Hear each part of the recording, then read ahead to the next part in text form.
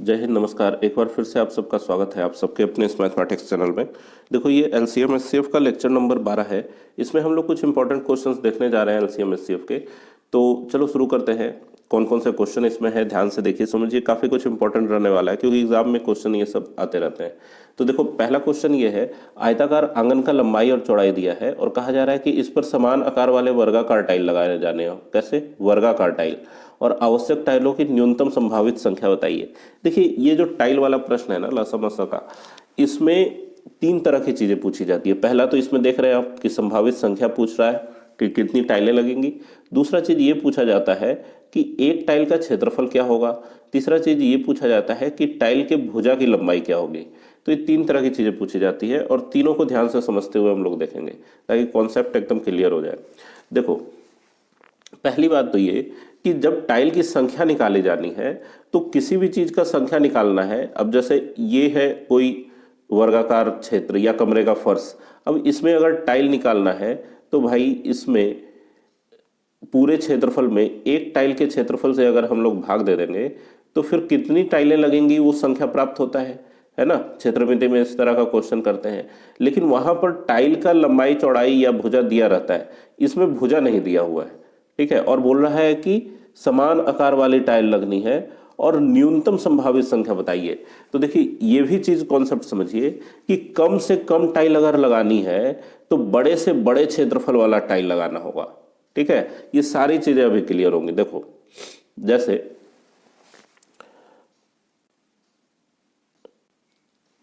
देखो, ये है फॉर्मूला आपका। अभिष्ट संख्या किसका? टाइल का अभिष्ट संख्या, है ना। टाइल का अभिष्ट संख्या कैसे निकलेगा भाई? तो कमरे के फर्श का क्षेत्रफल और बटा में एक वर्गाकार टाइल का क्षेत्रफल, इसको हम लोग करेंगे तो टाइल की संख्या मिल जाएगी। लेकिन हम लोग को कैसा टाइल चाहिए? तो वर्गाकार टाइल चाहिए और सबसे बड़ा टाइल सही चाहिए क्योंकि कम से कम टाइल लगाना है। सबसे बड़ा टाइल खरीद के लाएंगे ताकि कम से कम टाइल में काम चल जाए। ठीक है, तो ये जो सबसे बड़ा टाइल लगाना है इसके भुजा की लंबाई निकलेगी, ये जो डायमेंशन आपको दिया हुआ है आयताकार आंगन के लंबाई और चौड़ाई, उसके मस से। ठीक है, तो देखो मस हम लोग कैसे निकालेंगे। पहले तो ये समझो कि ये जो लंबाई चौड़ाई दिया हुआ है कितना है भाई? 18 मीटर 72 सेंटीमीटर। तो इसको हम लोग लिख सकते हैं क्या? 1872 सेंटीमीटर, क्योंकि एक मीटर में 100 सेंटीमीटर होता है, तो ये 1872 सेंटीमीटर होगा। दूसरा है क्या? 13 मीटर 20 सेंटीमीटर, मतलब 1320 सेंटीमीटर। अब इसी का जो मसा होगा ना, इसका जो मसा होगा वो टाइल के भुजा की लंबाई होगा। ठीक है, और मसा का स्क्वायर जो होगा, मसा भुजा, है ना, मसा का स्क्वायर जो होगा वो क्षेत्रफल हो जाएगा, क्योंकि मसा क्या है? भुजा है, तो भुजा का स्क्वायर क्षेत्रफल होता है, वर्गाकार टाइल है। तो ये दो बात तो समझ में आ गया आप लोग को। अब यही हम लोग को निकाल के यहाँ भाग लगाना है। अब देखो, इसका मसा निकालना है तो मसा निकालने का कई मेथड आप लोग को बताया जा चुका है पहले। या तो आप बना सकते हैं विभाजन मेथड से, या फिर बनाइए अभाज्य गुणनखंड विधि से। तो देखो, हम लोग इसको पहले अभाज्य गुणनखंड मेथड से करने की कोशिश करते हैं। जैसे 1872 है, 1872 और 1320, तो 1872 का अभाज्य गुणनखंड करोगे तो हम लोग देख रहे हैं पीछे क्या है भाई? 72, मतलब इसमें 4 से भाग लगेगा, है ना। और दूसरी बात यह भी है कि अगर आप इसको जोड़ के देखेंगे तो 7 2 9 और 8 17 और 1 18, जोड़ के 18 आ रहा है, तो इसमें भाई 9 से भी भाग लगेगा। तो 9 से भी लगेगा, 4 से भी लगेगा। तो पहले 9 से लगा लो, बड़ी संख्या से पहले लगाते हैं ताकि छोटा उत्तर प्राप्त हो जाए। तो 9 से लगाएंगे, 9 दूना 18, 0, 9 8 72।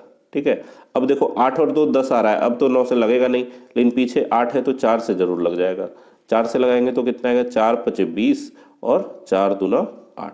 अब 52 में भी 4 से लगता है, 4 से लगाओगे तो कितना आएगा? 13 चौका 52। ये टूट गया। अब आप बोलेंगे कि सर अभाज्य संख्या थोड़ी ही है 9 और 4, तो 9 को हम लोग फिर 3 गुना 3 भी तो लिख सकते हैं। इसलिए हम लोग 9 से लगा रहे हैं कि बार बार 3 से नहीं लगाना पड़े। 4 से लगा लिया तो बार बार 2 से नहीं लगाना पड़े, थोड़ा सा कम मेहनत में काम हो जाए। ठीक है, इसी तरीके से अब देखो 1320 को अगर तोड़ना है तो पीछे 20 है, मतलब इसमें 4 से तो लगेगा ही, और 3 2 5 1 6 है, इनका जोड़ तो 3 से भी लगेगा, तो 4 से और 3 से लग रहा है तो सीधे 12 से लगा लो। ठीक है, 12 एकम 12, फिर 12 एकम 12, फिर 0। अब 110 दिख रहा है तो भाई 10 से तो लगा ही सकते हैं, क्या आएगा 11। अब 10 और 12 से लगा लिया तो 12 और 10 को तोड़ना तो बहुत आसान है। ठीक है, देखो ये कैसे टूटेगा। अभाज्य गुणनखंड क्या क्या आया इसका,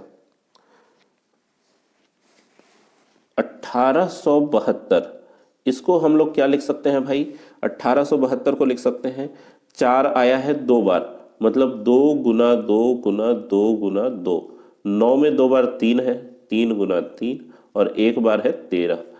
टूट गई है अभाज्य गुणनखंड में। फिर है 1320, इसमें देखो 12 है और 10 है, तो एक 10 है 2 में और 12 में 4 है, तो 2 3 बार आएगा, एक 10 वाला और 4 वाला 2।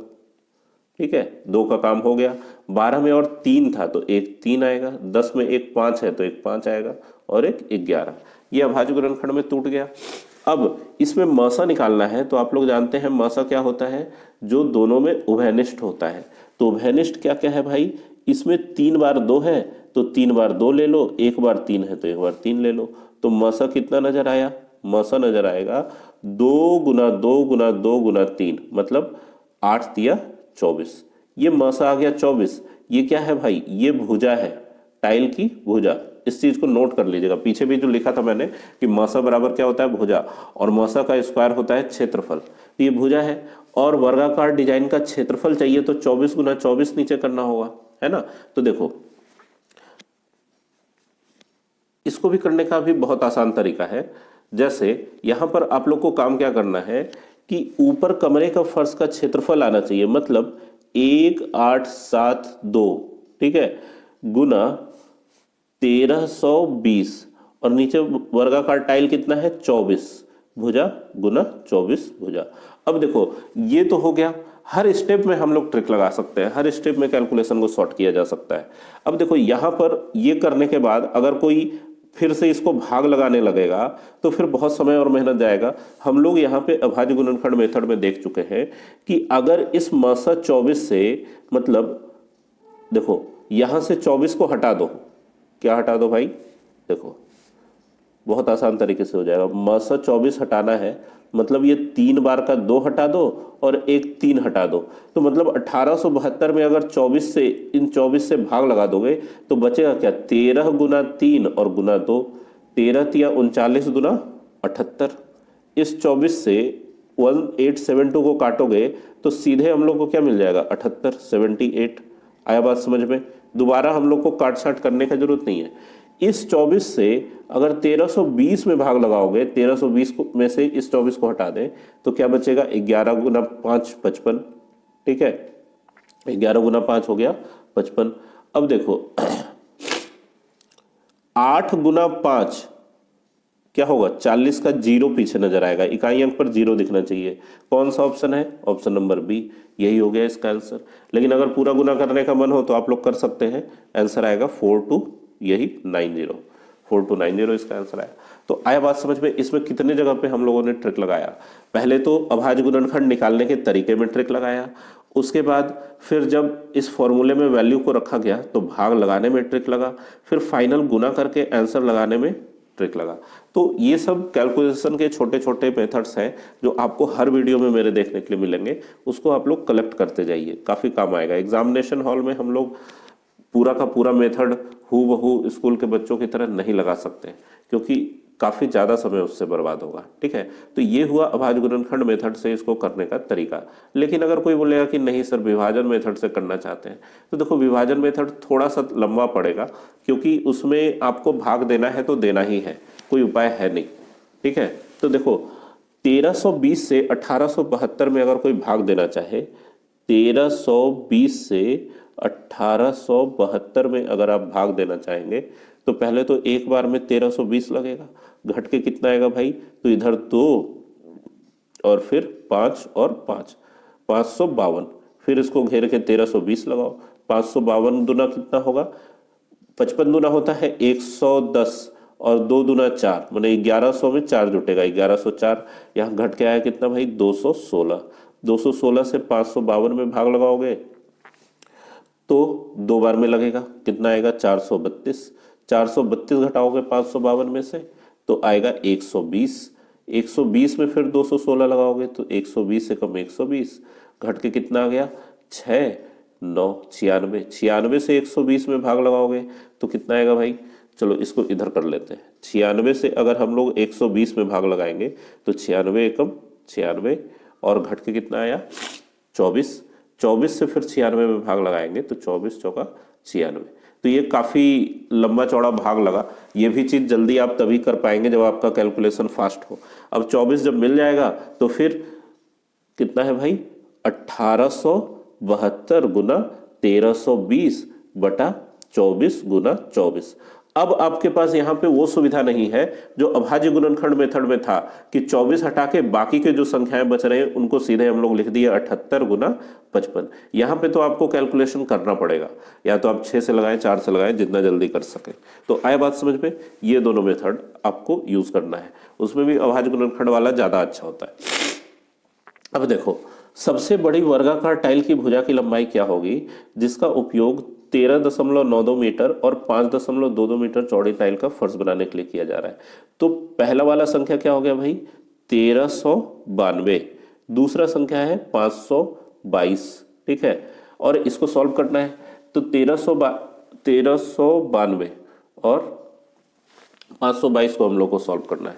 तो देखो 1392 को कैसे हम लोग लगाएंगे, है ना।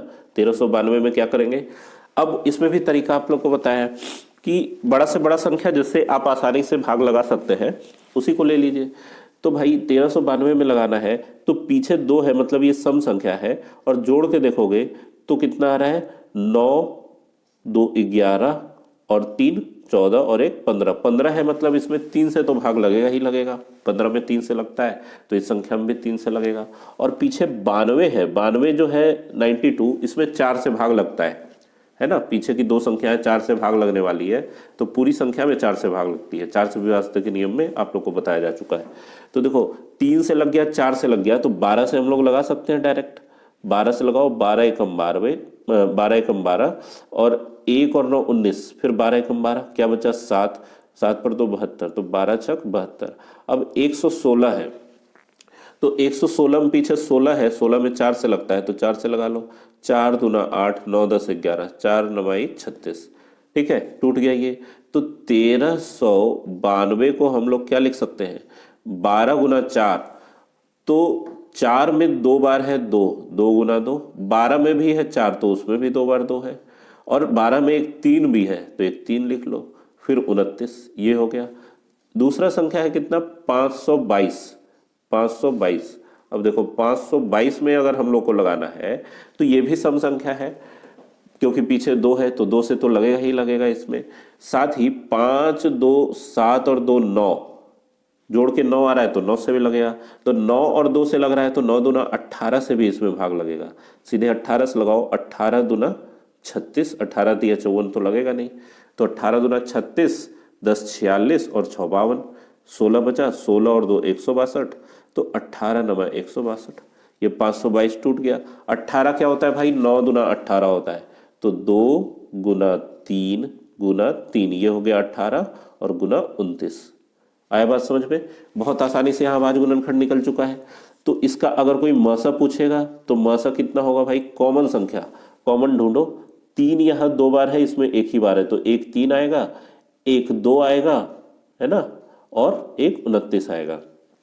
तो यहाँ हम लोग देख सकते हैं कि 2 3 और 29, 2 गुना 3 गुना 29, मतलब 29 या 87 दुना 174, 174 सेंटीमीटर कहें या जो भी है, 174 सेंटीमीटर इसकी भुजा की लंबाई होगी, टाइल की भुजा की लंबाई।